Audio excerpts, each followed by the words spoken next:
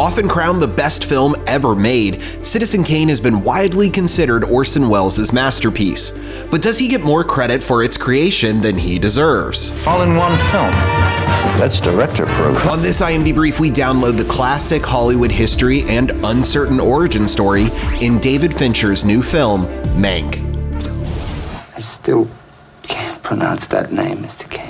It's Mankiewicz, Herman J. Mankiewicz, aka Mank, and he's one of the most influential screenwriters of Hollywood's golden age. He contributed to nearly 100 films, recruited a new generation of fellow journalists to Paramount Pictures' writing department, and shared a Best Screenplay Oscar with Orson Welles for Citizen Kane. But Mank felt he did most of the work on Kane and lodged a protest with the Screenwriters Guild. Welles collaborated on story ideas, even wrote his own drafts of the script, but Mank was actually in the inner circle of William Randolph Hearst, the real-life newspaper mogul who was clearly the basis for Charles Foster Kane. Now, however, I have something more than a hope.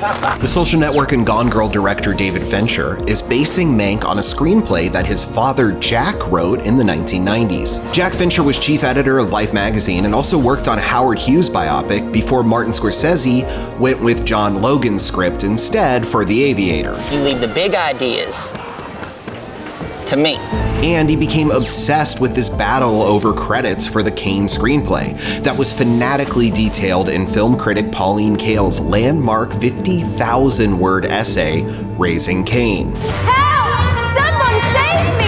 Fincher puts Mank at front and center for his film in a style befitting the Golden Age, and a cast befitting this new one, including Amanda Seyfried as the original Rosebud, Marion Davis, and Oscar winner Gary Oldman as... Mank.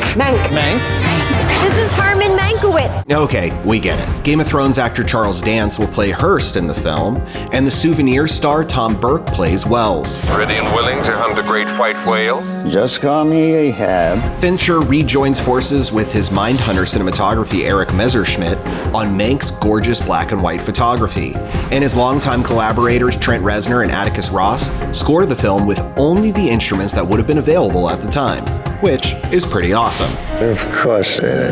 For more on Mank, Hearst, and Wells, check out the PBS documentary series American Experience, which covered this fray in the battle over Citizen Kane, or the HBO TV film RKO 281, which had Liev Schreiber playing Wells, James Cromwell as Hearst, Melanie Griffith as Davis, and the great John Malkovich as Mankiewicz. Expected more from you, Mank. Yeah, me too, but I got used to it. For more old Hollywood histories and trending tales of today, stay glued to imdb.com/imdbrief.